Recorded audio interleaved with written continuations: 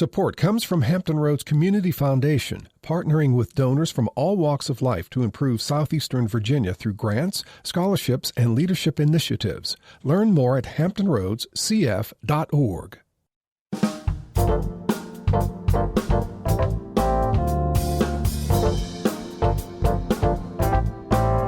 Hello, everyone. I'm Barbara Ham-Lee. Guilty, guilty, guilty on all 3 counts against Derek Chauvin in the murder of George Floyd. 12 jurors spoke, and for a brief moment, the African-American community dared to believe that justice for all means just that, justice for all of us, including Black people. But relief was tempered by the reality that the negative and far too often deadly relationship between the Black community, particularly Black men, and the police is far from over. Thank you for tuning in to this 2-hour special edition of Another View on being a Black man in America. This hour, analysis of the Chauvin trial. Will be right back after national and local news from NPR and WHRV News.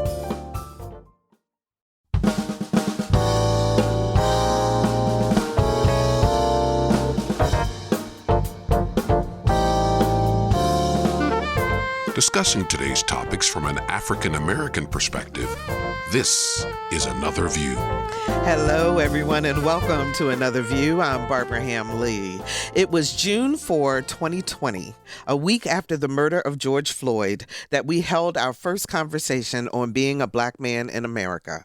We talked about the murder, the protests, the destruction, the anger, and the frustration of the Black community, and what life is like for Black men in this country.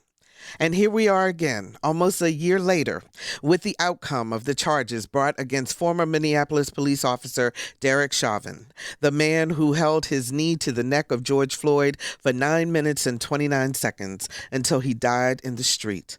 While we all hoped and prayed for justice, no one was sure if it would come, but it did.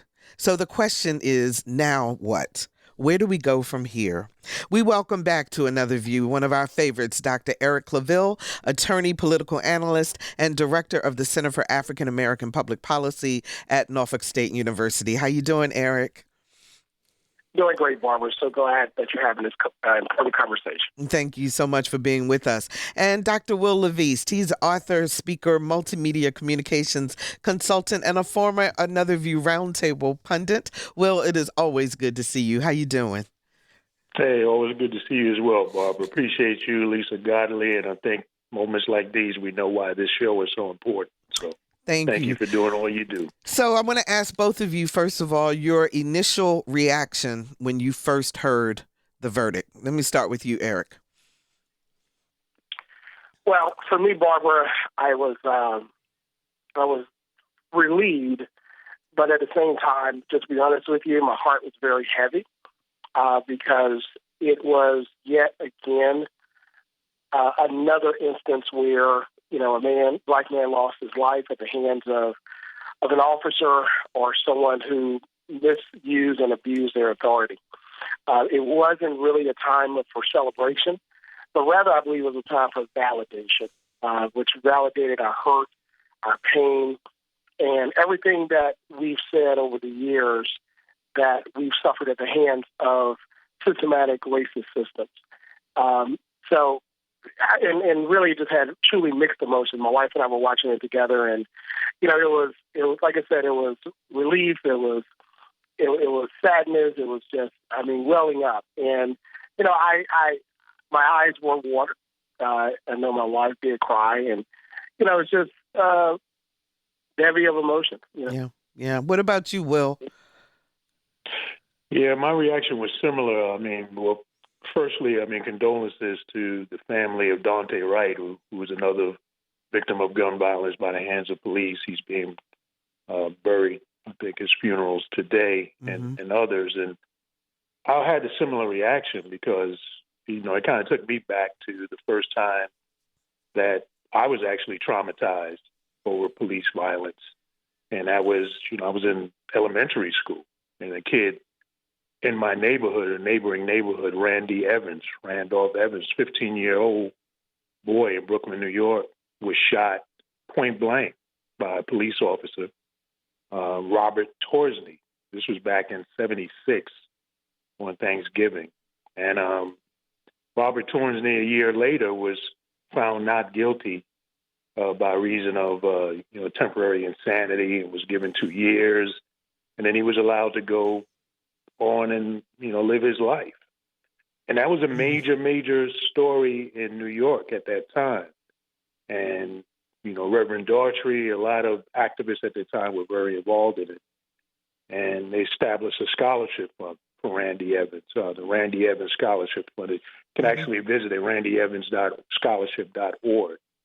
And one of my brothers was actually the first recipient of that scholarship. Mm. So for me, being in elementary school, that was my first introduction. So this is an issue that I've been enduring and dealing with my entire life. So like Eric, I was stunned. I was relieved. But the reason why I was stunned because, I was actually expecting that they would find him guilty or maybe the lesser charge, if at all.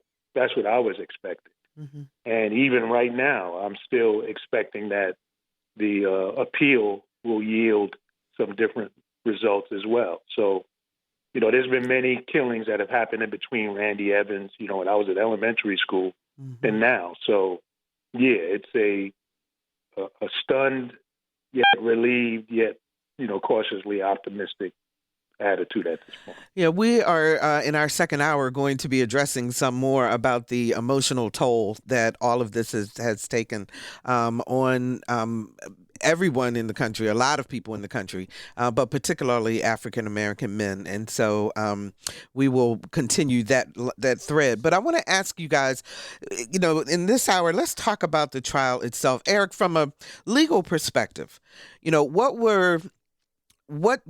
what did you think of the trial? Was there anything surprising to you?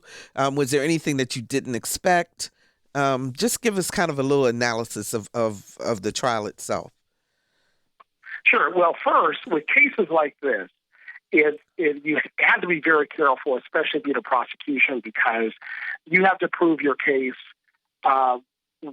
without any doubt that any juror can raise, any reasonable doubt. If you have one juror that raises reasonable doubt, then that particular case, the charges are dismissed. Now, the prosecution can bring the charges again, but you spend a lot of resources, a lot of time for a not guilty verdict. Now, of course, just as a quick note, the states of Oregon and Louisiana, more specifically because of Jim Crow laws, the Supreme Court has invalidated a 11-1 or 10-2 decision for a guilty verdict. So those two states were the last two. So you cannot be found guilty unless there are all jurors, 12 or 6, that agree. So I believe the prosecution did a great job in bringing first the charges, because they brought charges that did not carry the intent, because it would have been hard to prove intent in that case, even though we all believe that there was intent when he came on the scene and did what he did. However, in bringing the charges, secondly, I believe that the prosecution did a great job in bringing witnesses, both those who were there, eyewitnesses, those individuals who were from the police force, from the captain to the commander to the training sergeant, and all down, who basically said, this is not the way we do things, which I think was the nail in the coffin for him. I believe that the blue wall came down for a moment. I think it's going to go back up. I think it's already back up, but it came down for a moment to let a bad apple out. And the most compelling testimony for me was a little girl, that testified. And I was watching the trial. I watched about 75% of it live, and I told my son, I said, if what the defense should not do, they should not cross-examine that little girl, because there is a no-win situation, and he didn't cross-examine her. And then finally, humanizing George Floyd and his battle with drug use and abuse. I believe that the tide has turned in looking at how we as society look at people that are battling addiction, especially with the opioid addiction that we have now that impacts a lot of white communities. So it was a humanization that was there. The defense really didn't have anything to really stand the videotaping the experts that were there, the police chiefs, and the leadership that testified. The only thing they could do was just throw out, hey, maybe it was the exhaust in the pipe. Hey, maybe it was this, it was that. Don't trust your eyes. He did what he was supposed to do. And it basically didn't fail. It basically failed. So, Barbara, when it was announced that the jury is going to come back as soon as they did, immediately I was getting messages, and I said, when a jury comes back that fast with that type of evidence and not that much defense, it's going to be guilty on all charges. 440-2665 or 1-800-940-2240. Join our conversation. We're talking about what happened with Derek Chauvin. We're talking about the trauma that African American men in particular, but women also, are facing in terms of police interactions that go very, very wrong. And we want to hear from you. 440-2665 or 1-800-940-2240. Eric, I want to stick with you for just a second. In terms of the defense, it didn't help his case also that the expert, the gentleman from Maryland, already had his own baggage in terms of being sued, I believe, and questioned in terms of his credibility and so forth. Why would they select someone that would bring additional scrutiny if they're trying to prove, or is it that they don't have to prove him innocent? They just have to, what's the burden, I guess? Yeah. Absolutely. It says raise doubt. One person has to doubt the fact that he was the cause, right? Mm-hmm. Not the only cause, but a significant cause of his death. Anytime you break off somebody's windpipe and air to their body for 9.5 minutes, you're going to die. I don't care who you are. You could be, The Rock, Arnold Schwarzenegger, you could be the scrawniest person in the world. You're going to die because you need oxygen. And under that type of stress and pain, we saw him call his mother. And what we also saw, his body fluids release. He urinated on himself. And basically for about 2.5 minutes, he was really lifeless at that point. So really at about when we saw the tape, the video, about 6.5, 7 minute point, he was actually dead. The other 2.5, even when, and the emergency service, when they came on, Barbara, they said they checked the pulse and knew he was dead. And they said, hey, go ahead and get off. And he still did not get off his neck, even after the emergency service said, he's dead. There's no pulse. You need to start some type of life-saving measures. And he didn't offer any life-saving measures. And I'll say this, is that, going back to the expert, who else are you going to find, right? Nobody's going to put their career on the line for that. Because when you can understand, this is a trial that's not going to go away. This is going to live forever, right? Who else is going to put their career on the line for that? So a lot of people are like, hey, the evidence is evidence. I'm not going to risk my career and be on the wrong side of history. But I just want to point out, when you go back and look at that video, Barbara, and you look at now convicted felon, former officer Derek Chauvin, look at his face. Look at how he's looking. So cavalier, so arrogant, so cocky. Even up to the point where the verdict was read. And when you saw him being booked, you saw that his eyes were very puffy. He had been crying. And, now it's starting to set in. Reality is set in. And he only was able to do what he did because he's done it before. And when we go back and take a look at what the U.S. Department of Justice is going to investigate, keep in mind, the Minnesota police officers department only did not release the full information, and some of the paperwork was doctored by the officers as well. So imagine all the other cases that have come before that they've gotten away with this. Well, are we at a point in society where we are going to have to videotape everything in order to bring people to justice? Because think about this. What would have happened, do you think, if there had been no one there actually videotaping what was happening? Well, Barbara, I think you know the answer to that as a reporter. One of the lessons that has been revealed in this, and I actually teach journalism at the University of Maryland Global Campus, and I shared this with my students, is look at that incident report. Knowing what we know now, look at that initial incident report that any reporter would get from their interaction with the public information officer. And it speaks to the importance of why you can't, as a reporter, just rely on what the public information officer gives you. We know this. We're taught this. You can't just take the lazy route out. You've got to dig.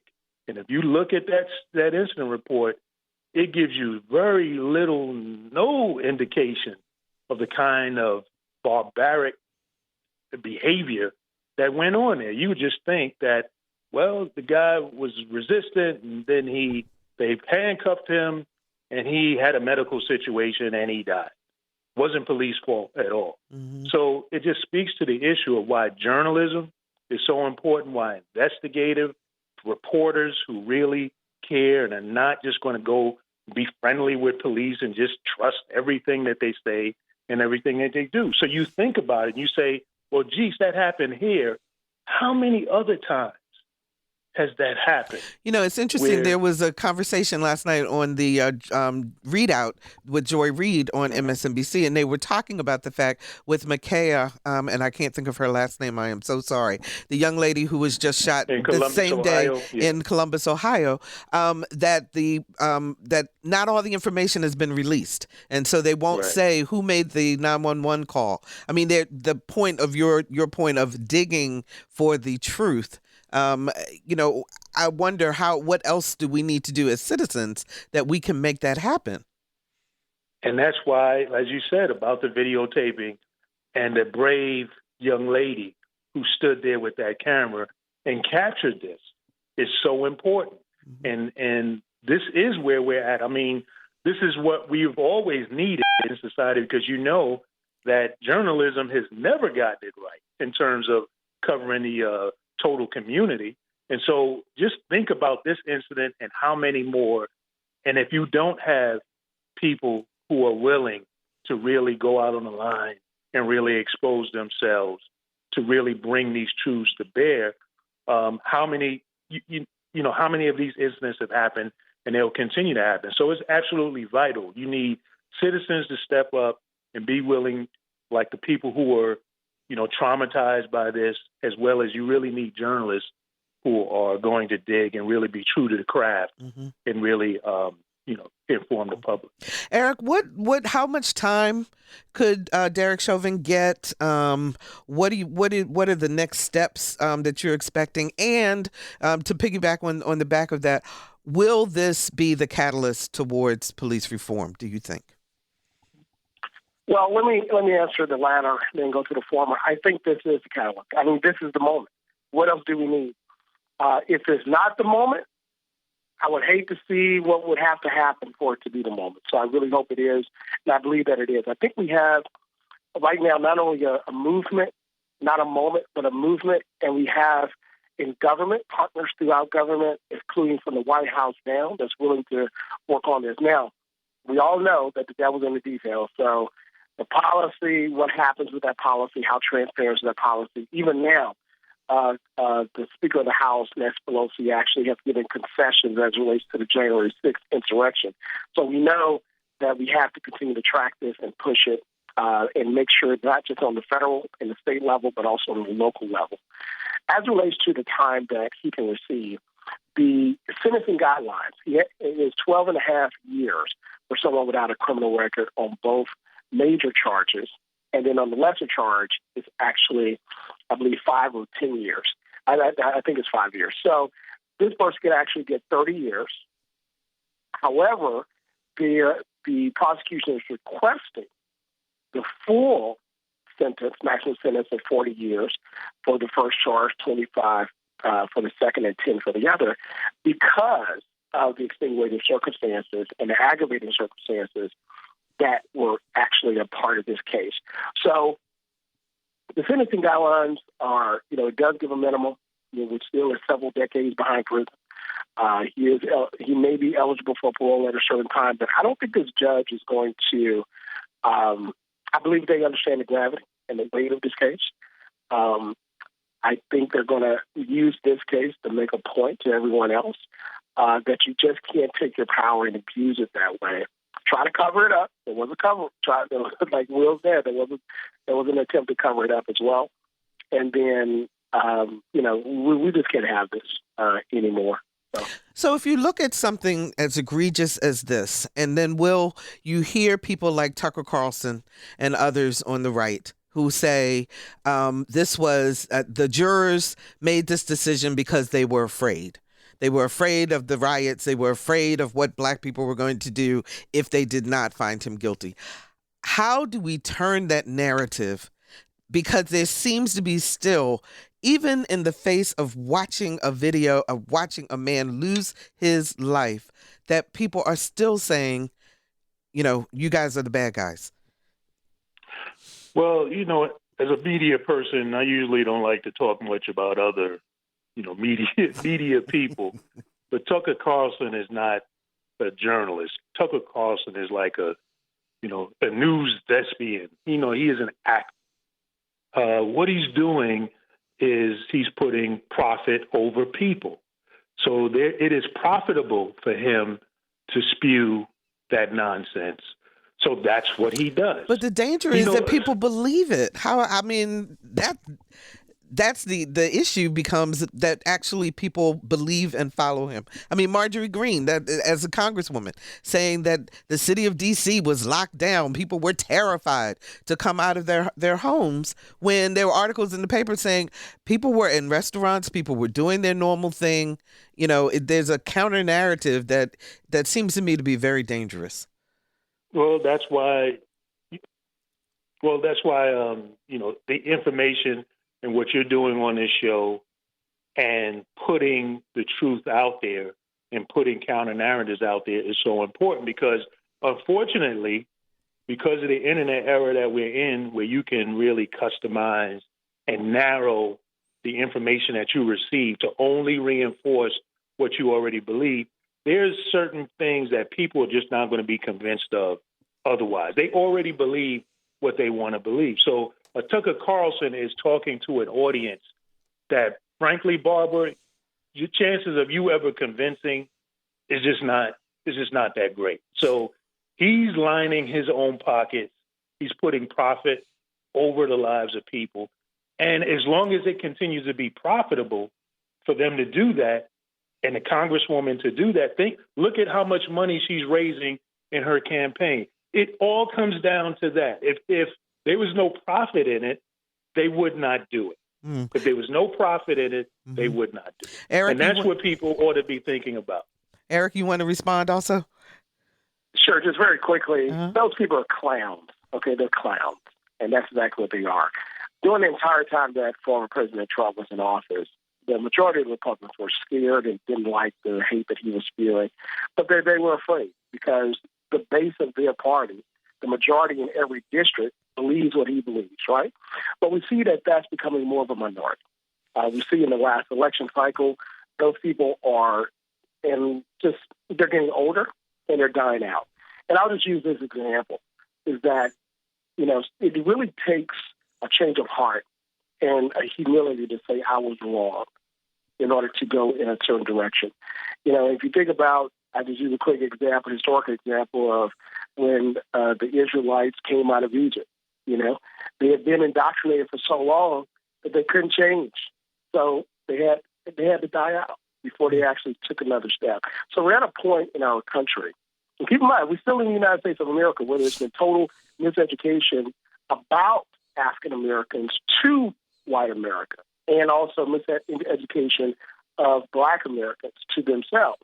But we're coming out of that, and it's going to take a little time to go over that arc. I think in the next 25 years, we'll get there to where those individuals will be a huge minority. If you're just joining us, we're continuing our conversation on being a Black man in America with analysis of the Derek Chauvin trial with Dr. Eric Claville, creator of the award-winning Claville Report, heard here on Another View, and former Another View roundtable pundit turned author, journalist, and multimedia communications consultant, Wil LaVeist. Our phones are lit up, so I'm going to take a couple of calls, gentlemen, and then we will continue the conversation. James joins us from Chesapeake. Hi, James. You're on the air. Yes, how you doing, Barbara? I'm a first-time caller, but I've been listening to your show forever. Thank you for calling. And you're welcome. Back in 1977, as a black male, I was shot 3 times by the Chesapeake Police Department, and they pretty much swept it under the rug. I got in trouble for it, and the cop just walked away for free. And it just bothers me that after what happened with Derek Chauvin, it's just going to be that situation going to be taken care of, but then they're going to start killing us again. I mean, sometimes I don't see no end to it, and I'm very frustrated, and I don't have any belief or confidence in the police. It's just that simple. So, James, how are you dealing with that? How are you? What do you do to protect yourself in terms of your own self-care as you deal with that? Well, I mean, it was 42 years ago, and I've gotten better, but I don't have any faith in the police. I give them no reason to stop me. That's for sure. Mm-hmm. And I just try to keep it moving, and I keep praying. But the police, they just pretty much they do what they want to do because they think they can just get away with it, and it's going to be swept under the rug. And right now, it's horrible. Okay, thank you so much for the call. You guys want to react? Will? Yeah, I mean, I think that's it. Just as I started, I talked about my experience, Randolph Evans as a kid. That's a very real experience, and I empathize with the brother and how he's had to endure. But I also, I admire that he's been able to continue to go on with his life, and that's representative of African Americans as a people. I mean, we've been under, oppression. We've been under attack, but yet and still, we continue to endure. We continue to fight. We continue to stand up and actually push this country to be the country that it proclaims that it wants to be. And so we have to continue to fight. We have to continue to live. Eric? Sure. Again, his story is the story of many. If anybody ever doubts that African Americans encounter with police are not different from anyone else, just simply go to the the case that was publicized out of New York City that actually was used in order to stop the stop and frisk, the unconstitutional stop and frisk of their policies. Agent Schoolcraft, former second-generation New York police officer, was an officer that did the right thing, told individuals that their department, they were telling them to frisk and harass Black and Hispanic people and to bring up charges because they need to get more people in jail, right? Mm-hmm. And they said, even if you don't find anything, bring them in anyway. We'll make up something. We'll find something to charge them with. That's on tape. He taped that for several months as evidence. And it showed that over 500,000 illegal stop and frisk. And keep in mind, police officers saying, hi, can you mind coming over for a second? They're roughing these guys up. They're berating them. They're cursing them out. They're treating them less than human for nothing. And then finally, the case of the New York police officers who basically, as New York Times reported, I'm tired of chasing Black and brown people. African-American officers that retired because they were told, do not arrest anybody white, Asian, or Jewish. Only Black and Hispanic. Even if they're doing something wrong, just simply go to Black and Hispanic. That is now a class action lawsuit right now. We know that there are good police officers. I mean, my father, rest his soul, was a police officer. We know that there are people who really want to do this job and do it well. But when you hear things like the police officer in Norfolk, Lieutenant William Kelly, who was working in internal affairs, the branch of the police department that investigates other police officers, and he gave money, donated money to the Kyle Rittenhouse Defense Fund and wrote words of support. He was fired. But when you think about him as an example, does it make you wonder, Will, how many more are a part of that when the Proud Boys say we encourage our members to become law enforcement officers? How do you balance that, or what do we need to do as a society to balance the the good officers versus the bad ones, so we can weed the bad ones out? Well, you need to do a deep dive into the culture of policing, dealing with uprooting the history, which comes from the slave patrols, on up through to where we are now. And police and we as a society have to be honest that there is a problem in the culture. As Eric just explained, when you talk to other Black police officers like your father, Barbara, they went through hell. A lot of them went into the force to make a difference, to be a difference maker in the community out of respect for the community. And they go through hell trying to do the right thing because the culture is corrupt. And so, yes, the majority of police officers are out there trying to do the right thing, but the culture is corrupt. There are incentives, as Eric pointed out, built into the culture that is counterintuitive to protecting and serving. It's about occupying certain elements in the community. And so we need to be honest about it and do a deep dive and do a reset. And there's been examples of different police departments that have done that. Camden is an example of one that did a reset and said, look, we got to have the police officers reapply for their jobs.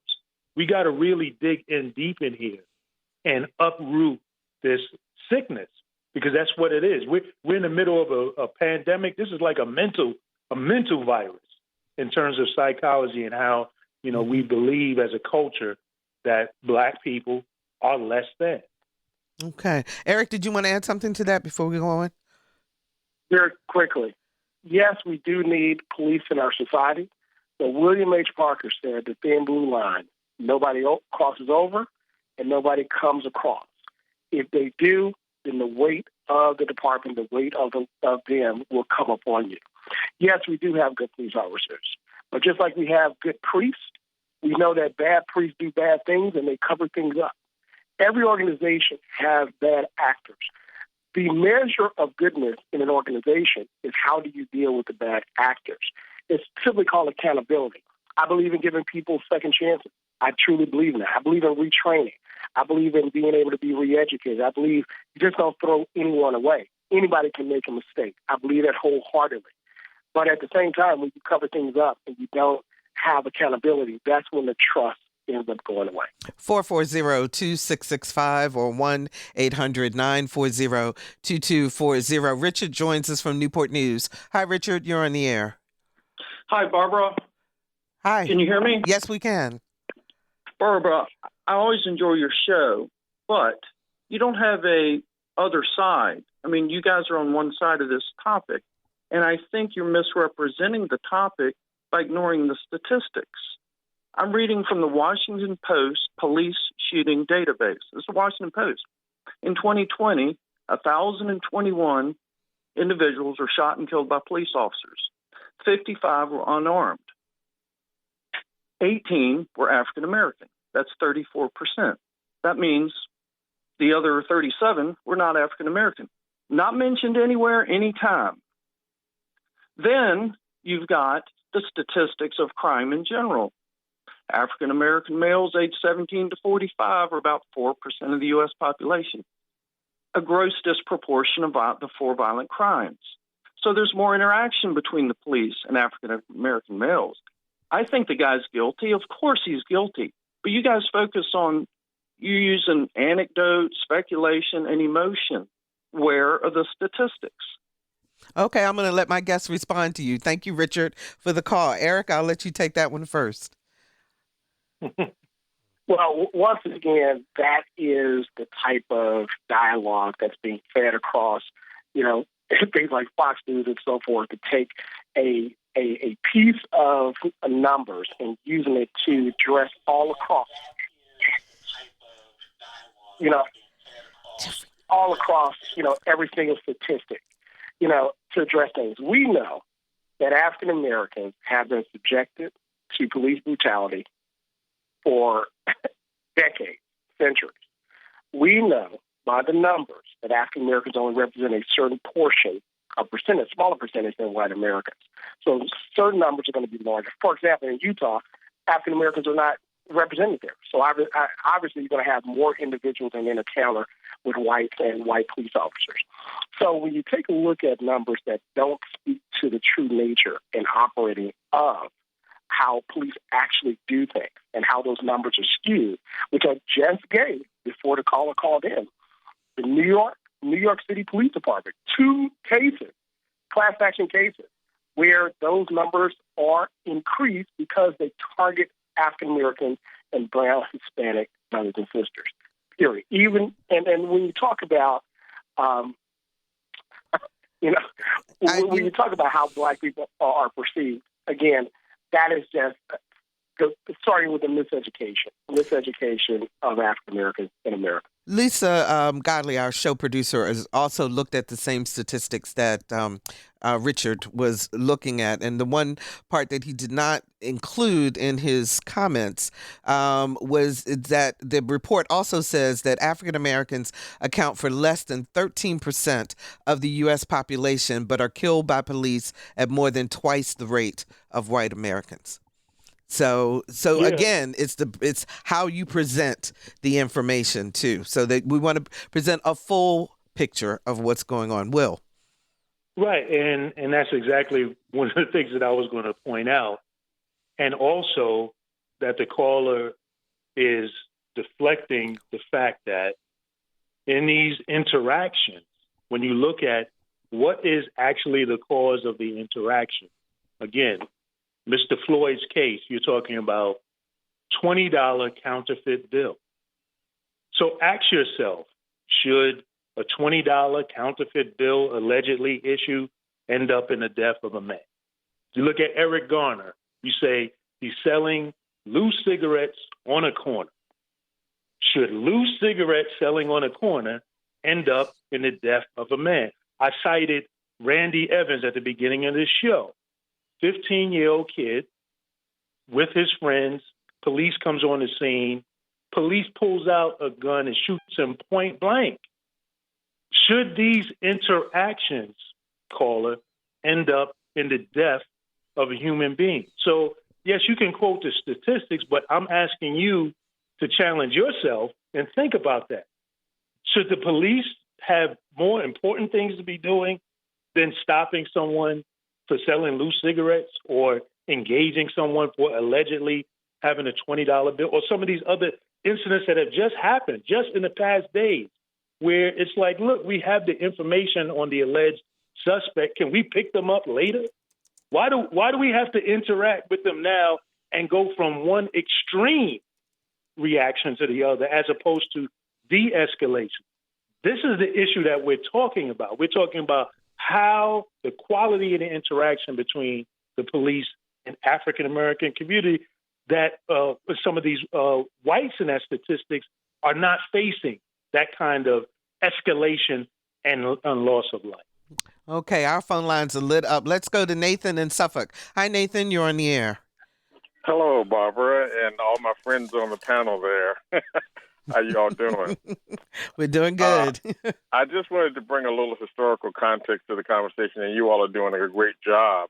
I definitely wanted to say up front, for anybody who is confused about what the point is, I mean, we want the prosecution, conviction, and incarceration of all murderers, whether they are wearing gold chains or gold badges, ripped blue jeans or pressed blue uniforms. We want equal justice under the law. Now, as far as what we've accomplished with this, we were able to accomplish this because we have actually reached a critical mass that we have representation, not just in the people who are making the arrest, not just in the people who are working in prisons, with people who are incarcerated, but we now have people in position who are making the decisions about the fate of people, about how long they go to jail or whether they go to jail.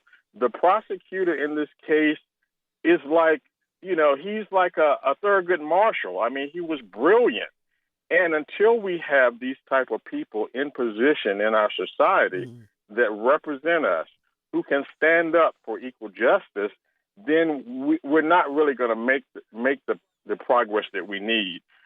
We, as a community of African Americans, need to say, when we're sitting at the table, are there any lawyers at our table? Are there any judges in our family?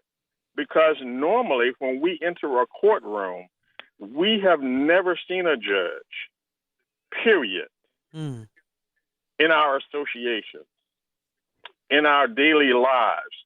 And so when you walk into a courtroom and the only judge you ever seen is the one behind the bench or had a conversation with, you're on the wrong side of the eight ball right there.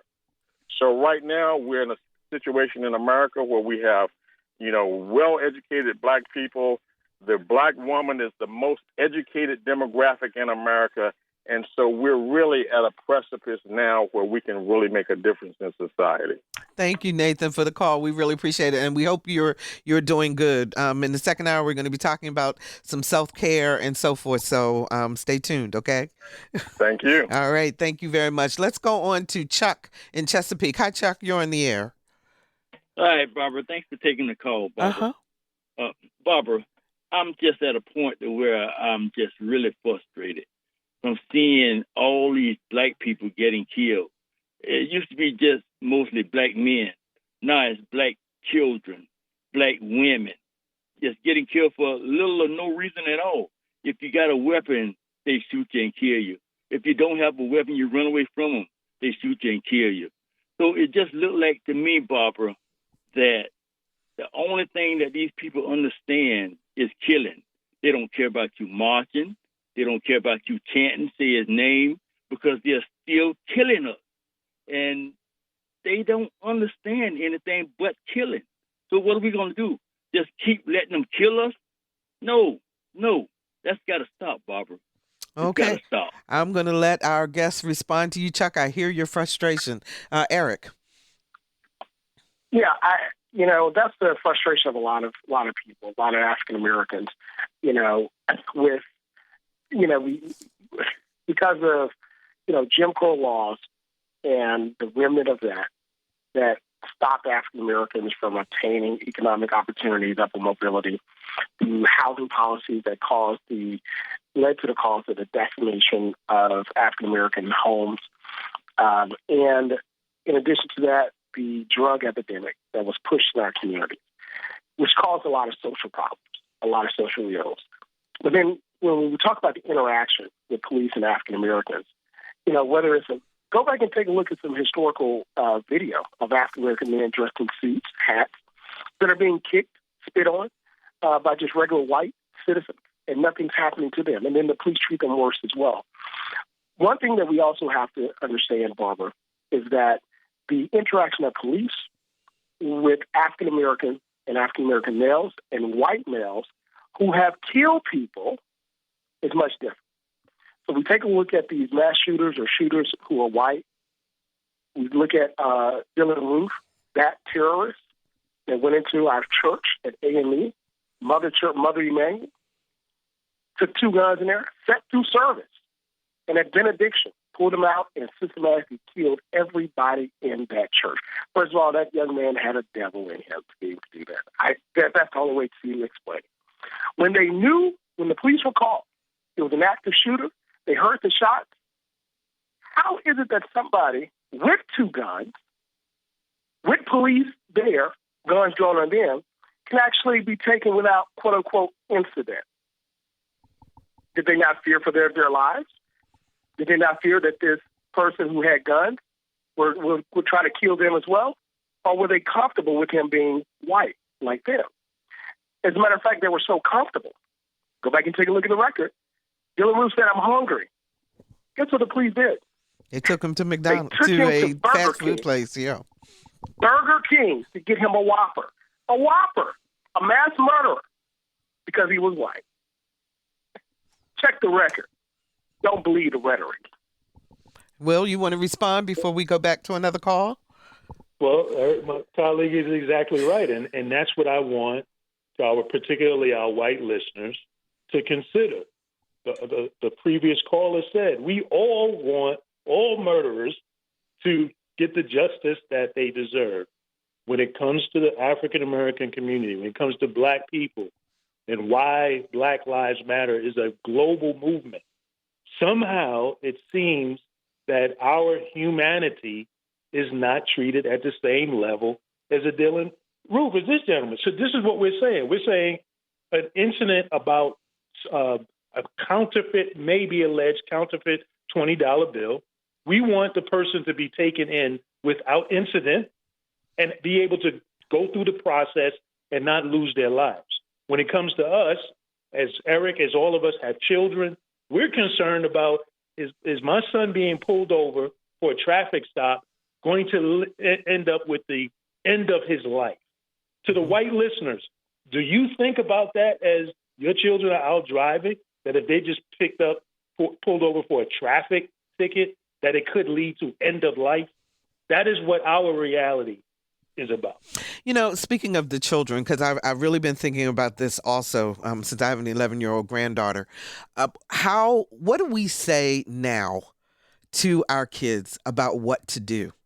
Because if you look at what happened to the Army lieutenant in Windsor as an example, who did everything that we have been telling our children to do, hands out the window so that they can see, no sudden movements, drive to a safe place where it's well lit, all of those things, and he still was pepper sprayed and so forth. So, Eric, you have two teenage sons. One's about to go off to college. Will, you've raised kids. What do we say to them now to keep them safe? Eric. Yeah. Barbara, you're right. I have two teenage sons. One headed off to college, just been accepted to Howard University. Congratulations. In the mechanical engineering program with scholarships. So we're very happy about that. But we'll still take all donations if you want to send them. College is expensive. But with that, our sons operate in a lot of white spaces. And they also operate in a lot of Black spaces because one is going to have balance and operate. And they also operate in spaces that are not just white and Black, but multicultural, as we call it in America. But we tell them the same thing.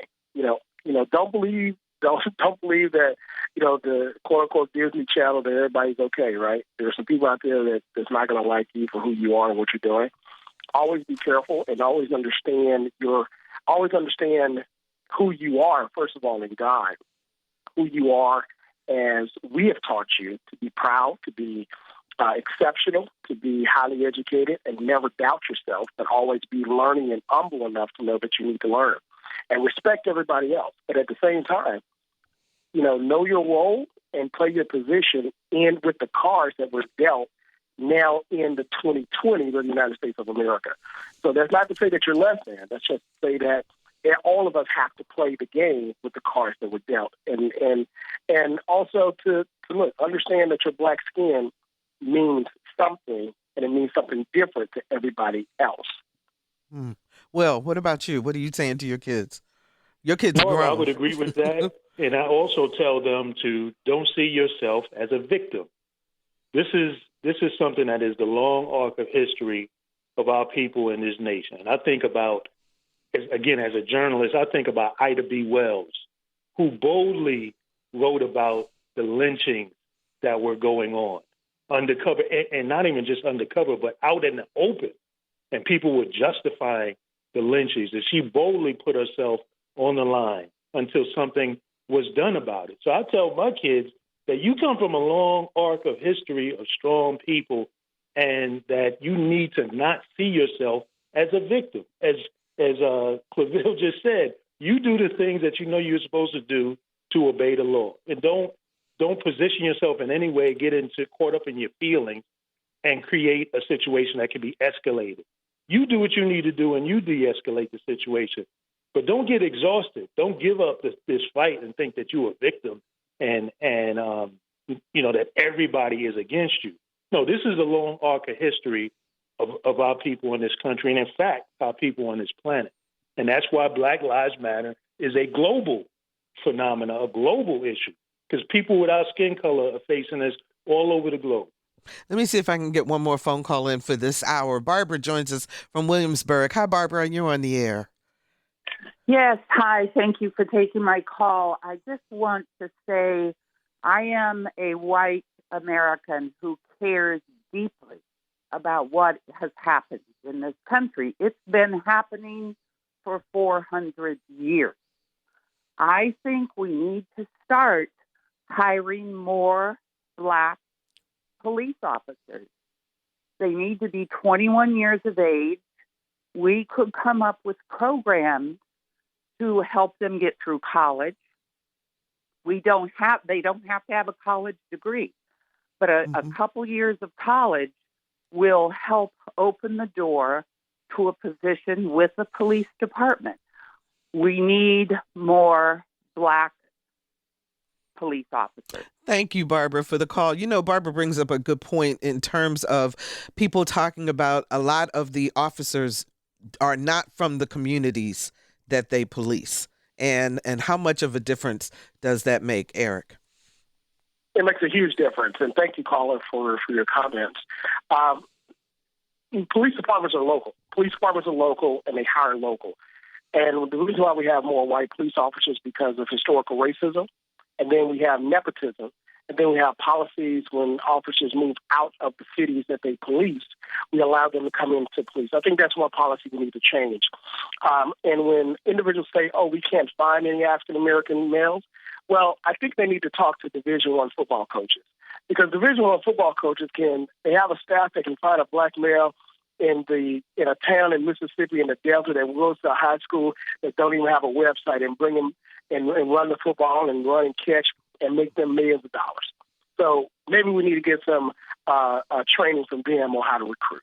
Okay. So we are down to like the last 2 minutes or so. I'm going to give each of you a chance to say something that you want the audience to think about as we deal with the trauma that African Americans, that the country is facing, and how we get through this. Will, I'm going to start with you.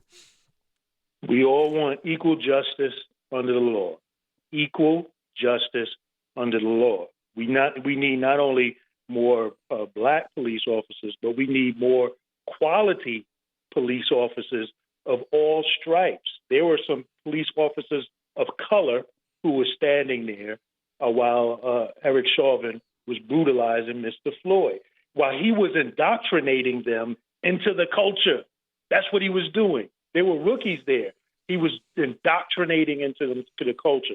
We need an uprooting of the culture, and we need quality people of all stripes to do a totally police our community. Okay. And Eric, last word, and also tell us about the podcast that you and Will have together. Last words, again, this is not a moment, it's a movement. As Will said, we want equal justice under law, and it starts with being educated about the true history and being courageous to make true change. And one thing that Will and I have done, Will and I have known each other for a while, and Barbara, and Lisa, this group here that we have, we've been together through media. So we decided to create a podcast, and it's called the LaVeist and Claville. LaVeist and Claville is a multimedia talk show with both of us, and we talk about issues related to the Black community. So we're finishing up season 1, so we ask that everybody, if you want to learn more about it, please go to us at LaVeist and Claville, like, follow, share on Facebook, Instagram, Twitter, and YouTube, or listen to our ACAST podcast. Okay. So again, at LaVeist and Claville. Thank you so much, and thank you both very much. Will is going to hang with us. Eric, thank you for being with us in this first hour. The conversation turns to physical and emotional self-care for Black men during these turbulent times, and we'll take more of your calls. Stay with us. We'll be back at the top of the hour. You can call us at 440-2665 or 1-800-940-2240. Stay with us, everyone. We'll be right back.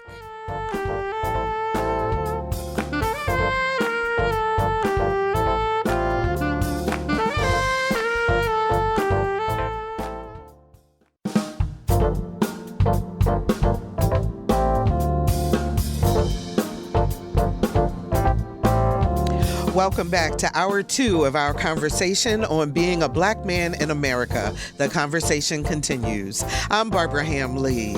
Last hour, we talked about the Derek Chauvin trial. The former Minneapolis police officer found guilty on all 3 counts in the murder of George Floyd, and what it will take to change the way policing is done in our country.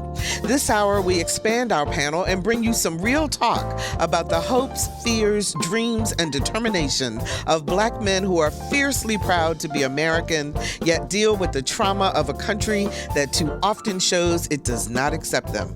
Stay tuned. We'll be right back after national and local news from NPR and WHRV News.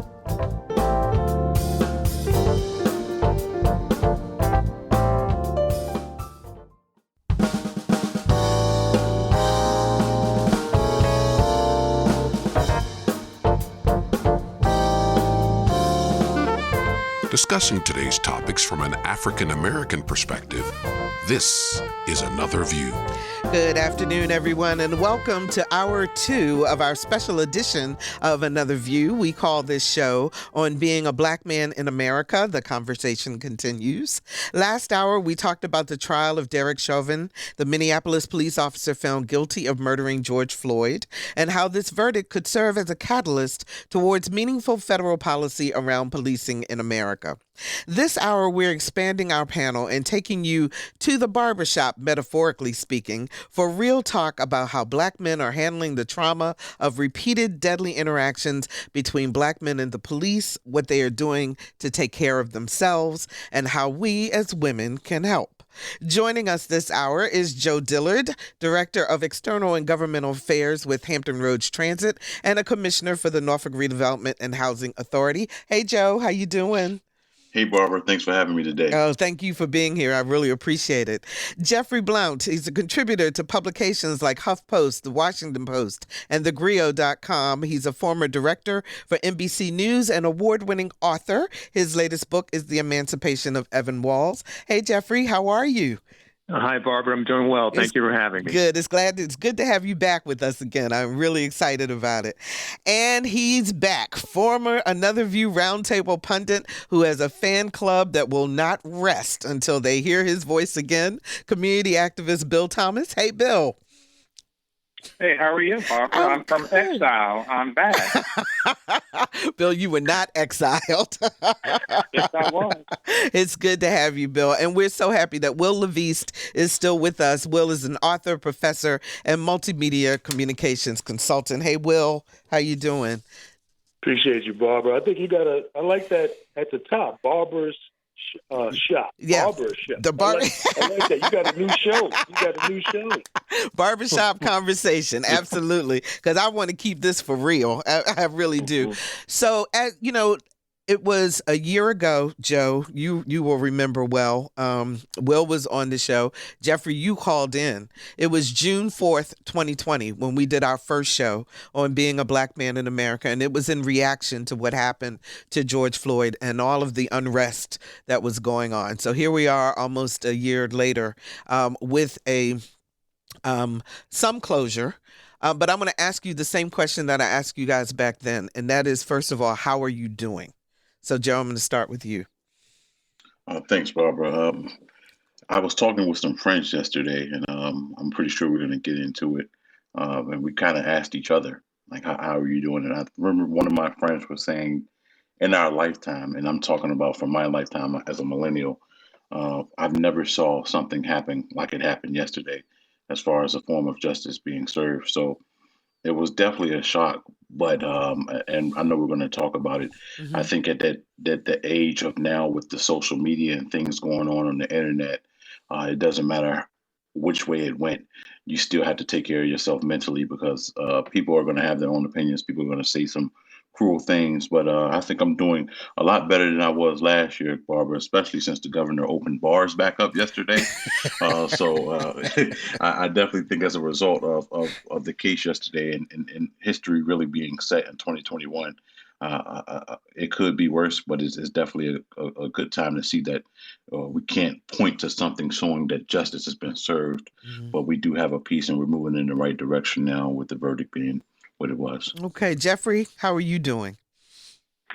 Barbara, to be honest with you, I've been up and down over this year, and leading right up to the verdict. I think I was still fluctuating, going from feeling that there's possibilities, and then each successive event that's occurred in the year since we saw the George Floyd video just sort of added to my discontent, added to my feeling of frustration and, just wondering what I can do, what anybody can do.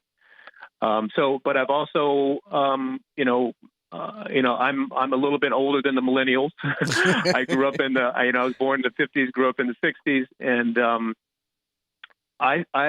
in these times, I kind of fall back on those people who I was raised by, the folks who were coming out of Jim Crow, and their ability to stick to the mission despite what was happening.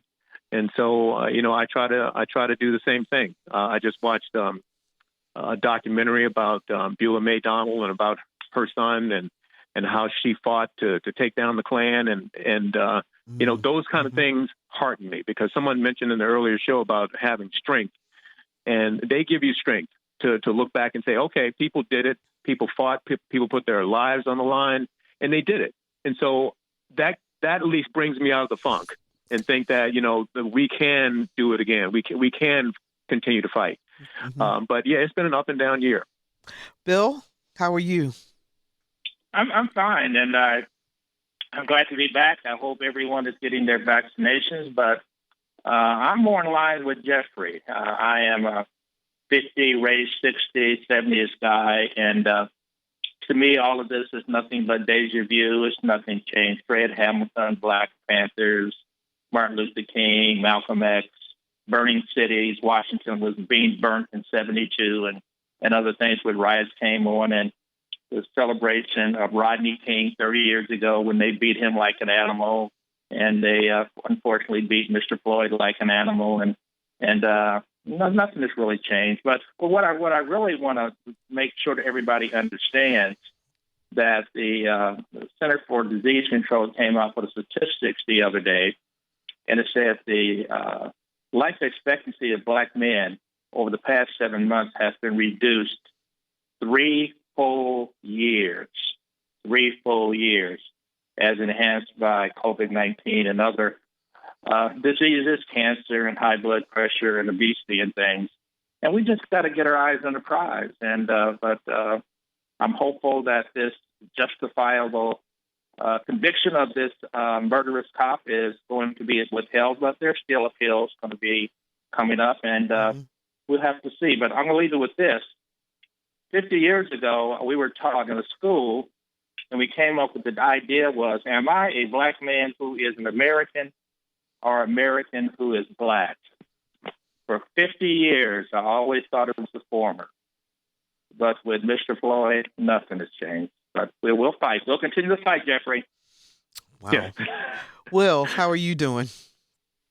Well, as I said earlier in the show, I mean, I'm still stunned, a little cautiously optimistic, as the Gen Xer of the group here in this panel.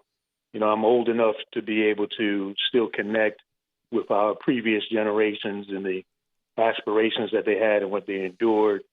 And I'm also young enough, to be a healthy skeptic, because that's what the Gen Xers, that's what we experienced, that a lot of what we were told wasn't true. And we had to fight through that. And my hope that I actually see is in the young people who took to the streets and who stuck with it and wouldn't let this issue die. In fact, the white and Black and people of all different races who wouldn't let this issue die, kept the attention on it. And so I remain encouraged by that. And I just like, any of the millennials or Generation X, Ys that are coming up and seeing this, that they recognize that they're part of a continuum, that this that is going on now does not happen in a vacuum. We didn't just drop here at this point, and that our ancestors, endured a lot with their eyes, as Bill Thomas just said, on the prize. They endured a lot with the hope that future generations, unborn children, would be able to experience true liberation. So I take inspiration from that. And in my role as a Gen Xer, I want to impart that on younger people to take inspiration in that your time is now, that you are the generation that, our ancestors were looking forward to and hoping for and sacrificing for. So take up your cross. This is your time in the continuum. 440-2665 or 1-800-940-2240 are the numbers to call to join our conversation. I especially would love to hear from African-American men this hour about how you are dealing with the trauma between COVID, between the police killings, between all the racism and everything that's been going on. How are you handling your mental health? 440-2665 or 1-800-940-2240. So I want to know you guys' reaction. I hear a lot of naysayers who say Black Lives Matter is a terrorist organization, that what's going on is our fault, that Black people are overreacting. We had a gentleman call in earlier in the last hour who was quoting statistics about the numbers of Black people who interact versus white people and so forth. There is a group of people who just don't believe that this is a traumatic time in our community. So I'm really interested in your reaction to the naysayers. And Joe, you're the millennial of the group. I'm really curious as to how you are reacting to the naysayers. I was listening to the show earlier, right, Barbara? And I think Dr. LaVeist said something that stuck with me in his last comments of equal justice under law. I think, just as you said, the Black Lives Matter movement, I don't think that's going to ever stop, because it's not just equal justice under law. I think equal justice under enforcement of the law as well. I know we're here to talk about what happened with George Floyd, but what happened in Ohio, that just happened 90 minutes after what happened with George Floyd. And until we can sit here, Barbara, in my eyes, and say with 100% certainty that if that woman or that teenage girl was a white woman, she would have been dead too, then we're not equal. And I think that's the movement, and that's the crevice of Black Lives Matter. So if you're getting out and you're saying, okay, here's statistics. African Americans kill each other at 80 to 90%. Well, whites kill each other at 80, 90% the same way. Mass shootings are probably disproportionate. You take the statistics of what you see on the news and you try to lump it in. There's always, not going to always be, but there's always cases of arguments about gun violence in the community. But when we're talking about this directly, as Dr. LaVeist said, when it's equal justice under the law, Black Lives Matter, and people say, or I believe that is, when is equal justice going to come to enforcement of the law? Because that's the issue. Because if we get to the point that we have equal justice under the law and we're talking about judiciary and trials, someone's already dead at that moment. But I think to the naysayers, they're going to always be naysayers. I'm pretty sure they voted for the guy who's not president right now as well. And they believe that, we're tearing this country apart. And that's just going back to what Mr. Thomas has already said. I wasn't around in the 50s, but I read the books. Nothing's really changed. And I think it's actually more bigger sounding board because of these Facebooks and people believing more and more that their opinions aren't opinions, but are facts, so. Bill, you know what, Bill? I think that from when I hear from people, you're as I tease you, calling them your fan club, but they would say all lives matter, and I think that they would expect you to say all lives matter. What is your response to that? My Black Lives Matter because the people that are in control don't give a darn if two handsome, smart, young Black men that I have are my own and I were dead on the street, they would walk over to me and call me the N-word, and they would walk away. They would have done that 55 years ago, and they would do it today. My first interaction with the America's public school system at Fort Leavenworth, Kansas, when we first went up to enroll in school that was closest to our home, we were told, you don't belong here. And my father is serving, and my mom is taking me crying because we have to go to the Black school. But at the end of the day, My position is simple, that a position that we've always taken, and I don't care what you call yourself, Generation X or Generation Y or Z, we do not control the politics in our community. We do not control the financial aspects of our community. We do not own car dealerships. We do not own banks. We do not own hospitals. We do not own the institutions that sustain us. We do not own a free and operative Black press that will allow us to generate what we need to do. And we had to, after Hampton University created a vaccination center and a COVID-19 center, then we had to go beg the governor to give us the vaccine so we could vaccinate our people. And it's our people that's died. It's Black people that's died. And at this point in my life, I don't give a darn about anybody but myself and my race. And white folks have had privileges all their lives. I understand it, but we were raised to deal with it. But what we lost our institutions. We don't control anything. We can't even control our lives because the white man controls it. There's an article in the paper today saying that the worst schools in America, 15 of the public schools in America, universities, are right here in Virginia.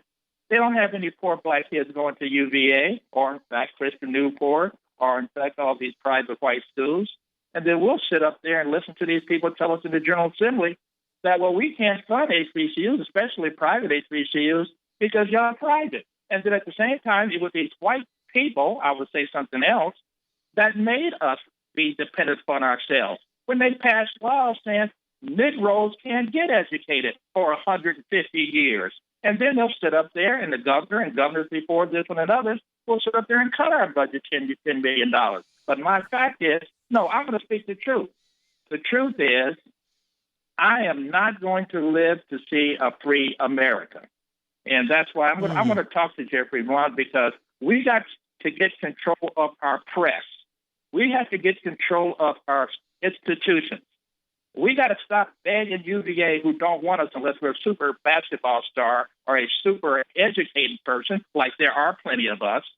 Then they take advantage of us. We don't control, I've been going too far, but we don't control anything. Well, the white man controls it. Jeffrey, I hear what Bill is saying. I think that there may be a lot of people listening today who may be surprised because they think if they look at all of you who I'm looking at on this Zoom screen, you all are successful.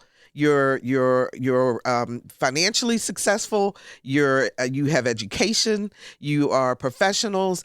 This stuff doesn't affect you. Is that true? Well, Barack Obama is the perfect example of, yes, it does affect you. It doesn't matter. You can be president. You can have all the wealth. It still affects you. What did they say about Michelle Obama? She bears her arms. We're talking about her rear end. Mm-hmm. We see Barack Obama characterized as gorillas and so forth and so on. And the first time I'm working on the State of the Union address. Now, I've done many of those, and I know historically what basically has happened in these situations and the kind of political etiquette we're supposed to have. So when have you ever heard a member of Congress yell in the middle of a presidential speech and say, "You lie"? Happened to the one Black president we had. So I learned, I was the only Black director at NBC for over 20 years. Mm-hmm. I had all kinds. I can't even begin to. I can write a whole nother book on that situation and the things that I went through, and going through that. So every step you take to move forward, you have to battle and battle and battle and battle. And Bill is absolutely 100% right. And I wrote this in an op-ed piece about the George Floyd thing. When it comes down to it, and I don't even like to say it, but when it comes down to it, who is controlling the show? Congress, while we have the most diverse Congress that we have ever had, it is still dominated by white politicians. The governorships are practically all white. And while we have seen some incredible, powerful female mayors come to fore, when we talk about mayors and city councils and town councils, it's still a majority white situation. So Bill is absolutely right that we have to seek control. And one of those things is the beautiful thing that happened in this election. And as an example how we can, within the system, seek control. But now we got to fight again, because what happened? After you succeeded, you succeeded. We're going to make it more difficult now. We're going to take it back from you. Mm-hmm. And so now we got to go back and fight some more. So the grind never ends. And that really wears on you. The grind never ends. And so every time you take a step, it's like when people, I saw people cheering and when the Floyd verdict came in, and that was fine. But I couldn't find that in me because I didn't know yet about Columbus, Ohio. But even when the verdict happened, I was just tempered and almost kind of sad because there's so much more I knew was going to happen. And then not long after that, my wife said, here, look at this is what happened in Columbus. And so I thought, well, I guess it was good that I wasn't jumping up and down because now we got to go through this again. So it is, and that is a thing so I love that you did the metaphor of the barbershop. I used to go to Sonny Cuffey's barbershop in Smithfield, Virginia. And I would sit and I would listen to my father and black men. And this is one of the few times where as a young boy, you can sit amongst black men and hear them talk about their situation in life. And you can hear them leave with a new mission or a new brotherhood that they just picked up in that hour or two that you were in there. Because all three of us, we were three boys, so all four of us had to get our haircuts the same day. And so I was in there a lot. And I left those places left those meetings feeling stronger. And so having conversations like this, seeing historical figures like, Mamie Till and I said Beulah Mae Donald before, who have stood the test of time, and they've shown us that what kind of strength we need to keep going. So I just try to reach back and grab a hold of that. I reached back and grabbed hold of my parents, who were children of Jim Crow. I knew my great grandmother, the child of slaves, and sat at her knees and listened to her talk about the struggles that they had and her parents had coming out of slavery. And every step, people, you keep getting knocked down, but at the same time, we do recognize that we are making some steps. And a lot of things haven't changed, and a lot of things have not changed over all these years. But I got to tell you, I would not have been in my position at NBC in the 60s when I was growing up. And all that time I was growing up, people would say to me, you can be almost everything you can want to be because you'll never be president. Yeah, exactly. And then, you talk about the barbershop in Smithfield. So in Baltimore, back in the 70s when I had a huge afro that sat on my shoulders. So I was in Lenny's House of Naturals. And that's where, honestly, that's where we met the anchors. We met politicians. We met preachers. I mean, we met leadership and learned about our community and what was going on. Will, you wanted to add to the conversation? Yeah, the only thing I would diverge for my baby boomer brothers here is that I don't, again, necessarily feel controlled or that we don't own anything. I think that there's an ability to still have power and influence without necessarily having ownership. So what I mean by that is when we are in positions of influence, when we are in positions of leadership, it's very important that we do, again, understanding the arc of history, understanding the role, and liberation is at stake for our people. We have a responsibility to get something done.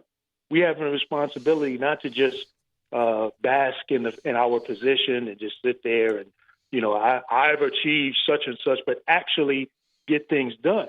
And so, unfortunately, we have a lot of African Americans and people who have ascended to certain positions and have not necessarily fought that good fight to actually move the needle forward for our people. And so it's very important. So it's not all, it is very much, I'm definitely on board when Bill Thomas and others talk about economics and ownership. Absolutely. But there's also something to be said about power and influence. And when you are in the room, you are sitting at the table, you have a responsibility to not just sit at the table and maintain your own status quo. You have a responsibility to make a difference, to speak up and make a difference. And again, we need much more of that as well. If you're just joining us, this is hour 2 of our Another View special edition on being a Black man in America. The conversation continues. My guests are Joe Dillard with Hampton Roads Transit and the Commissioner of the Norfolk Redevelopment and Housing Authority, award-winning author and literary contributor Jeffrey Blount, community activist Bill Thomas, and author, professor, and multimedia communications consultant Wil LaVeist. 440-2665 or 1-800-940-2240 are the numbers to call to join our conversation. I would love to hear from you.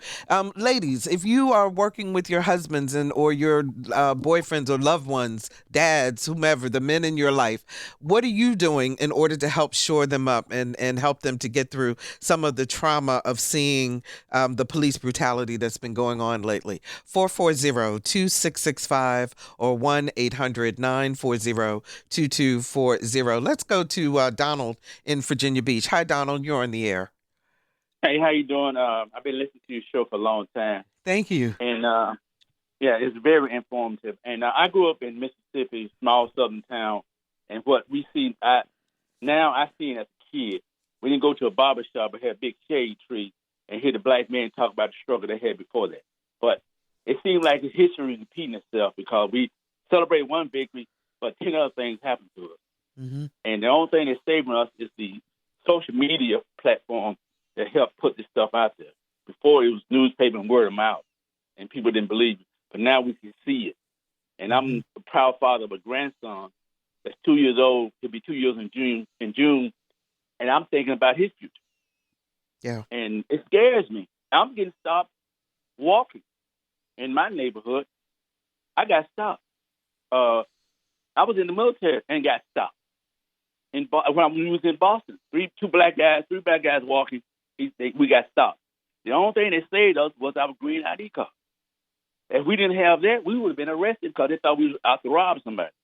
So history is still repeating itself. We got a long way to go. And thank God for these gentlemen speaking out and, bringing up that idiot Tucker Carlson. I hate to give him that compliment, but he needs to be stopped. So, Donald, what are you doing to protect your mental health through this? How are you taking care of yourself? I'm taking care of myself by looking at everything at face value. If I get stopped, I will do what that lieutenant did in Windsor. I make sure I get in a well-lit area. I will cooperate with the police officer. But I do have avenues to complain because I did have to do that for an officer. But it took me a year to get through to the Virginia Beach Police Department. It took me a year and 5 officers to talk to. Mm-hmm. I'm going to be consistent. And that's what we got to do. Stay consistent. They want transparency, put them under the light. That's what I'm doing. Okay, thank you so much for the call, Donald. I appreciate that. Joe, I saw you rubbing your head when everybody else was talking, but I'm wondering what you think about the whole idea of what I call flight or fight, in terms of, for example, what happened with Lieutenant Nazario, or not Lieutenant Nazario, but the young gentleman that's being buried today, Dante. He tried to get back in his car to get away. And I just wonder, from a young person's perspective, my immediate thought was, oh no, don't do that. If once they have you, cooperate and fight later. But there are many times where people, let their emotions take control instead. What do you think about that? Or do we just not know what we're going to do in the moment? I'm pausing because I think, and it's not taken away from anyone, because I think there was more resolve historically years ago, 50s and 60s, to not do anything. So I'm not saying that those that don't, because I struggle. I remember we're having this conversation, and I know Mr. Blount and Mr. Thomas probably remember. It was a picture that came out with a white man spitting in a black girl's face, and she had a poster up, and it was disrespectful. And when I read it in history, right, Barbara, I'm just like, it couldn't have been me, because I thought the noble or better thing to do was to react.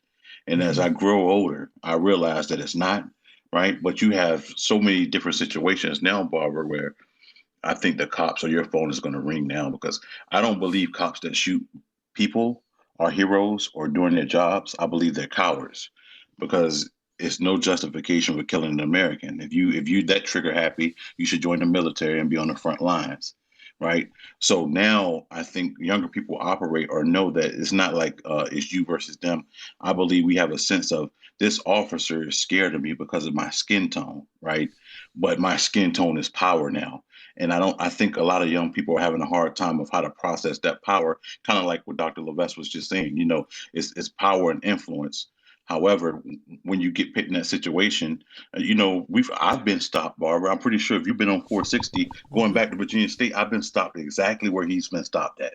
And at some point, I think not just younger folks are going to be getting fed up. Social media is a tool. It's helpful to get those situations out, like Donald said, but it's also a tool for us to be like, I'm fed up now because of everything that keeps coming in. So I think it's a tricky slope because it's not just fight or flight. If you can go the flight route, I believe you have got to a different plateau of being able to constrain yourself with everything that's going on. And I will always suggest, no matter how old you are, to try to consider that. But I also understand the fight is immediate. That's what you're used to, Barbara. Here's my mom on my shoulder, knock my mom off my shoulder, and it's gonna progress from there. Okay, David joins us from Virginia Beach. Hi, David. You're on the air. Okay, I guess we lost him. David, if you're hearing us, call us back. Apparently, we're having a problem with your line. Let's go to Charles in Hampton. Hi, Charles. You're on the air. Barbara, for putting me on, but I have a concern about how black men are depicted right away if they're involved in some incidents or suspected of being involved. Right away, the media will show a picture of them. On the other hand, when there's a white suspect, the comment's always an unidentified, and they don't show him until much, much later. That first impression about crime being associated with black perpetuates society's ills.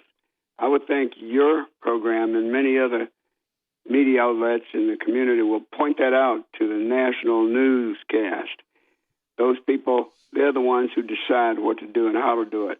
As far as how I'm dealing with this whole situation, I'm somewhat fed up after so many incidents have been happening recently, and of course, been happening all of my life. And so I advise my sons and my grandsons to not drive at night if they don't have to, and to be sure when they're on the road driving that they try their very best to obey the laws as posted. And then it's all I can do, really, because when you deal with a police officer with a gun, and usually they operate in pairs, and once you stop, others show up, and there's more than pairs. And if you're black, right away, you're threatened. Yeah. So, you are threatening as well. So I have a hard time dealing with this whole situation right now, and I'm doing the best I can with it. And I'm sure that speaks to many other black men. Charles, I hear the pain in your voice. I appreciate you giving us a call. It breaks my heart to hear him have to say to his sons, don't drive at night. Yeah, but Barbara, that's really that was the rule in our house. Our rule is real simple. I told my children, I'd rather see you judged by 12 than carried by 6. Racism is not a black problem. Racism is a white problem. We're not seen as human. We don't want to look in the mirror and say that. We cannot be looked at as human. There was a very substantial professional football player, I won't mention his name because I thought he was really abused, that had some issues with some dogs. They just dehumanized that man, put him in federal prison.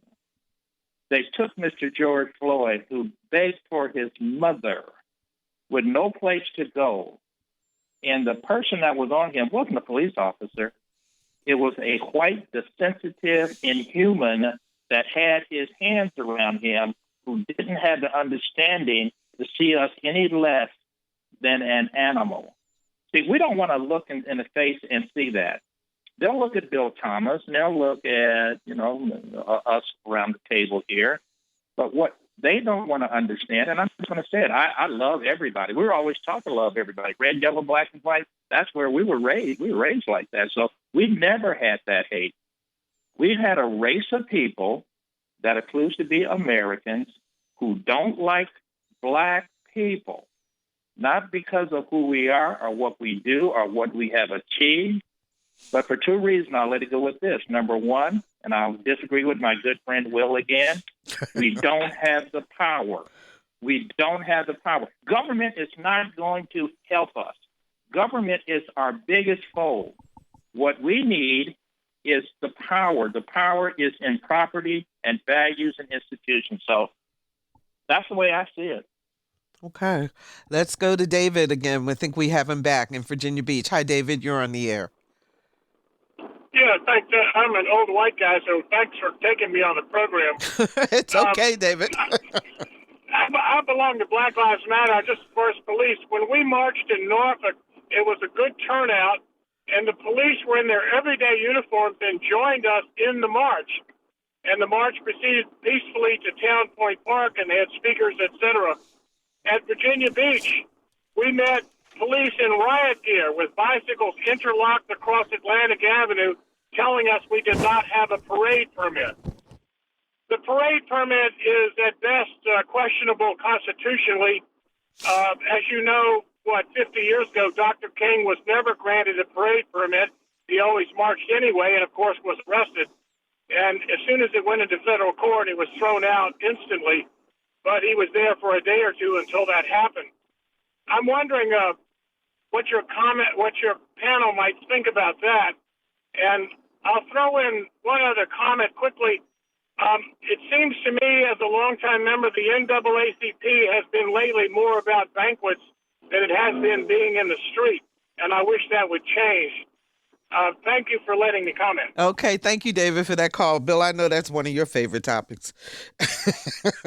What's that?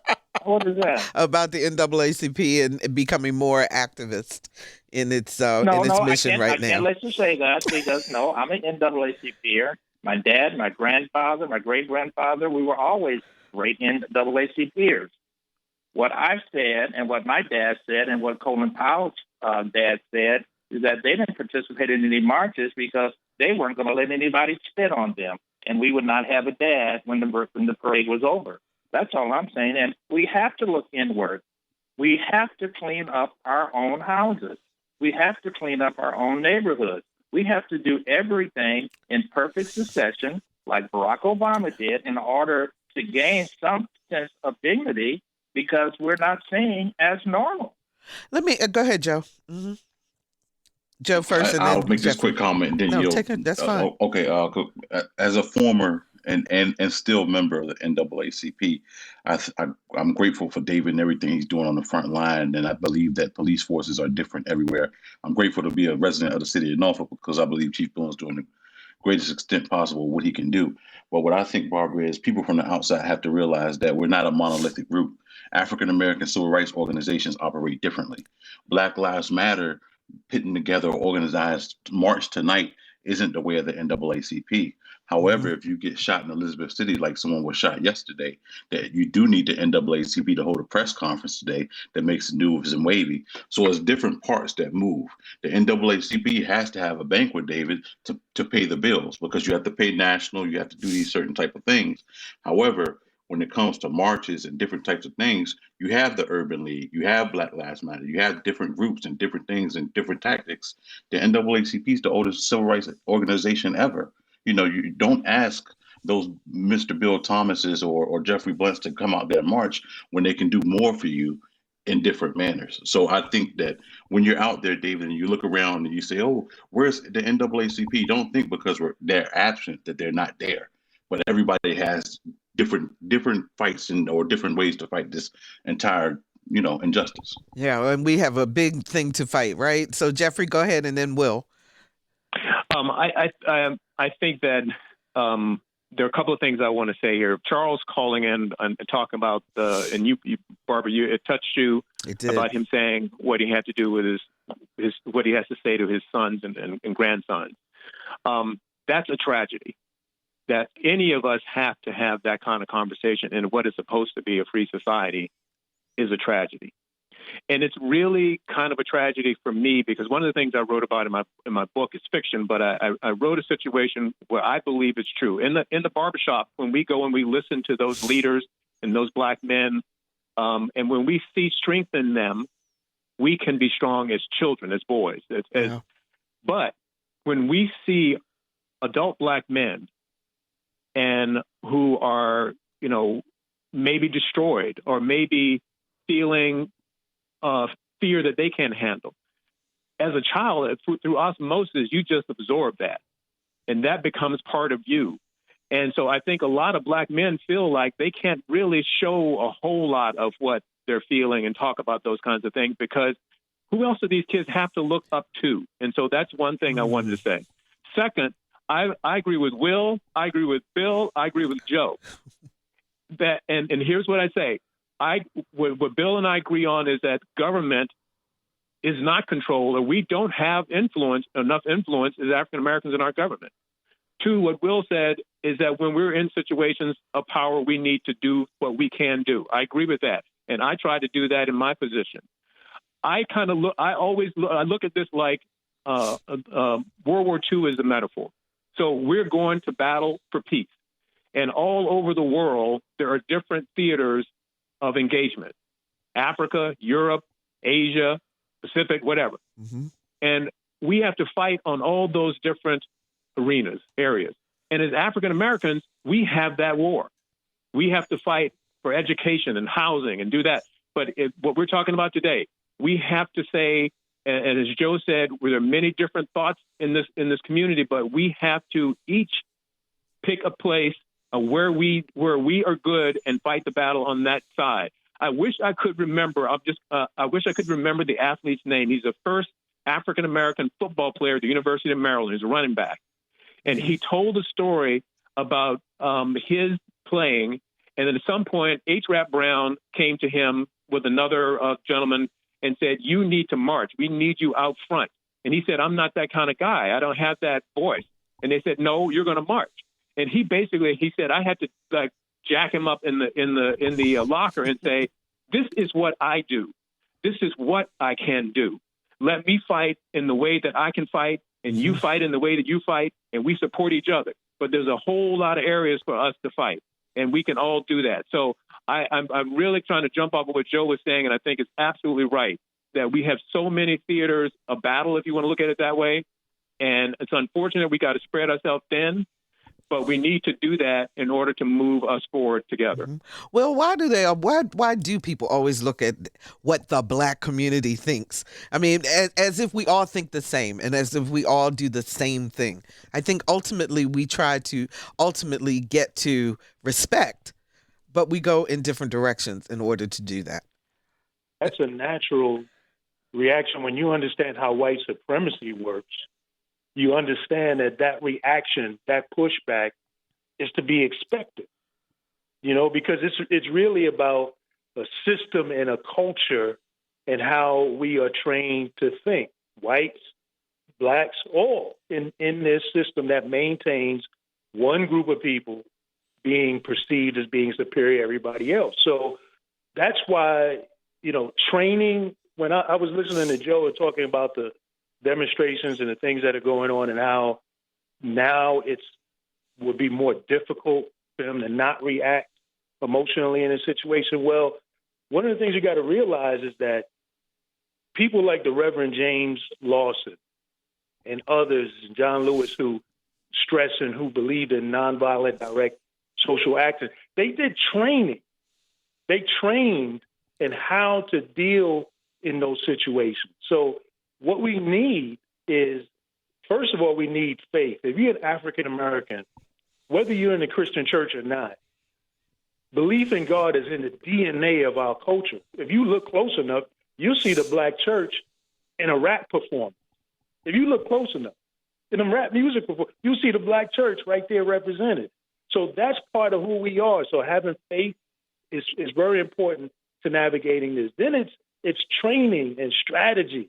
Intellect. None of these movements that have happened, if you go through our history, happened just by circumstance without any intellectual training preparation on how to deal with it. And so that's what we need, a strong rooting in our faith, whatever the tradition might be, because it's in our DNA. You can't escape it. Mm-hmm. And then you need actual training, an intellectual approach on how to deal with these things, because you'll realize that the naysayers and that pushback, or even a comment from that fellow brother in the struggle who's white, the comment that he made, that's a white supremacy comment. You didn't even recognize it. That's a white supremacist type comment. That's part of the system. Say specifically what you mean of what he said as a white supremacist comment. He's majoring in the minor. He's pointing out things. Think of it as an iceberg. I see what you're saying. He's pointing out the stuff above the ocean that you can see. But an iceberg is much, much deeper and goes much deeper to the ocean surface. There's much more stuff that's going on that is supporting what you see on the top. And we've got to get underneath and deal with the systemic stuff underneath of why we are the way we are. And it comes down to white supremacy. And that white supremacy is profitable. It's profitable. There's no profit in it. You would not have it if there was no profit to be made in it. Mm-hmm. And those are the kinds of things that we have to get at. So let me ask a question, because we see many more white people were out marching with Black Lives Matter this summer when George Floyd happened, so forth. We know we have a lot of white allies. How do we as Black people, A, believe them, and B, not get caught up in distrust because we're so frustrated that we think that no matter what they say, they really don't get it. In other words, is there a way that we need to navigate so that we don't want to exclude people who want to see justice for all? But at some points, all of us have had those moments where we just say, you know what? It doesn't matter what we say, how we say it, what we do, they just don't get it. Well, I question as to whether or not we should expect them to get it. Okay. Thank you. There's no way for them to see life through the lens in which we see it. So sometimes I will say, it's like Will had caught that conversation. And there was a woman who called in earlier, too, and she was talking about helping people. And she said, well, we'll get them educated. Yeah. Like they couldn't get educated by themselves. And what I know is that she meant well. And that she's looking at life through a different lens. And I guess that's my point. She meant well, but right. Still. But I think with a person like her, we could sit down and say, here's what you said, and here's how I took it. And then I think there's a possibility to move forward with somebody who's put themselves out there and said, I want to be there. Because I think they're self-selected and they're a little bit open to that. And so, but I still think you can only expect people to come so far. I will never know what it's like to be a woman in this country, but it does not mean that I cannot be a supporter of women and stand beside women and fight for women's rights. And so we can't expect them to get it, but we can expect them to come close enough to say, I'm going to stand with you and I'll not stand in your way when you are qualified to be here or do that or support you. I think that's how you have to manage the situation, because it's impossible for any white person to understand what it is to live as a Black person in this country. Okay. Let me ask one last question, and we're down to 3 minutes left in the show. So each of you keep your answers short. But what do you need from women? The women in your lives, how can we support you as we all go through this together? Joe, let me start with you. Go ahead, Joe. Let me start with Joe, and then I'll come to you, Bill. I yield to Bill Thomas. You yield to Bill Thomas? Okay, go ahead, Bill. Because I'm glad you asked that question. We need Black women. I think Black women are the strongest institution in our communities. And I just think that is where it starts. We got to find a woman that looks like us, in my judgment, to help us do what we need to do. So that's where I see it. Okay. And that's where I want. Thank you, Bill Thomas, my community activist. It's good to see you back, Bill. I appreciate Love you. Joe, go ahead. What do you need? And I will kind of piggyback off his. Mine, I think I'm speaking from African American women are the strongest thing in the world. I think they just continue to do what they do. I could tell you from now, friends checking in every now and then, hey, just checking in on you. I think the cornerstone of society and the success of any African-American man is on the shoulders of African-American women. Just continue to do what you guys do, like you're doing right now, Barbara. Have these conversations, check in. It's that simple because you guys are, you keep the world spinning. Okay, Wil. Thank you, Joe. Wil. Hey, stand at our side. I would invite all Black women to go watch the movie Fences, where you see Viola and Denzel Washington in that movie. Their depiction of the of that play, August Wilson play. Mm-hmm. And go watch that movie and go watch the scene where Viola talks to her husband about how she's been standing there with him. And that's what we need. And we need to walk together. Okay. That's Wil LaVeist. Thank you so much. And Jeffrey, you get the last word. I had a great aunt who owned a shoe shop, and every time I walked in and sat down, she would say, "How you doing, baby?" There you go. And so what she wanted to know was where I stood in the world and how the world was affecting me. So I think in any good marriage, each side has to look at how the world affects them, and you try to offer unconditional love and support, and be the best friend and supporter you can, and ask, listen, and show love. And that goes both ways for men and women. Jeffrey, I want to ask you, just in the last literally minute that we have, the gentleman that talked about showing the pictures of African Americans versus whites in crime. Did you want to respond to that since you're in the business? Well, I taught a whole class about that. He's absolutely right. From day one, from the first paper in this country, it talked about African American slaves as inhuman and the same as indigenous people. Mm-hmm. And from that point on, we have always had to fight the bias in the media. And I tried to do that as best I could. As Wil saying, you're in a position, you got to do something. I yelled and screamed as much as I could in those positions. But he is absolutely 100% right. Yeah, so did I as a news director.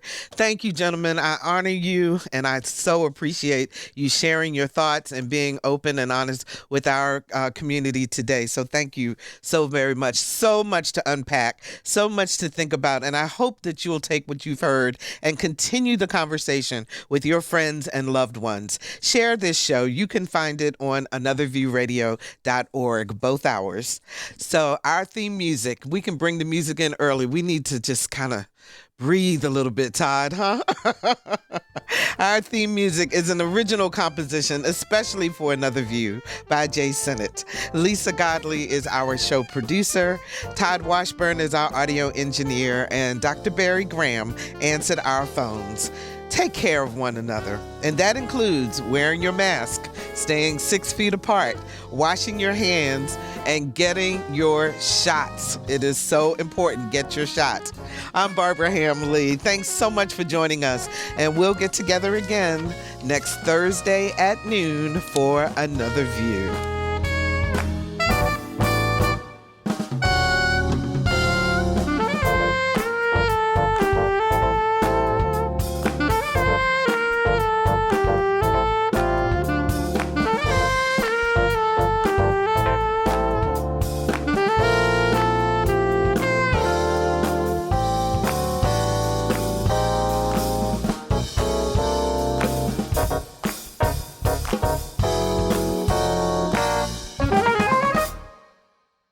Support comes from Hampton Roads Community Foundation, carrying out your charitable wishes forever, whether it's helping shelter animals, feeding the homeless, enhancing the arts, or supporting students.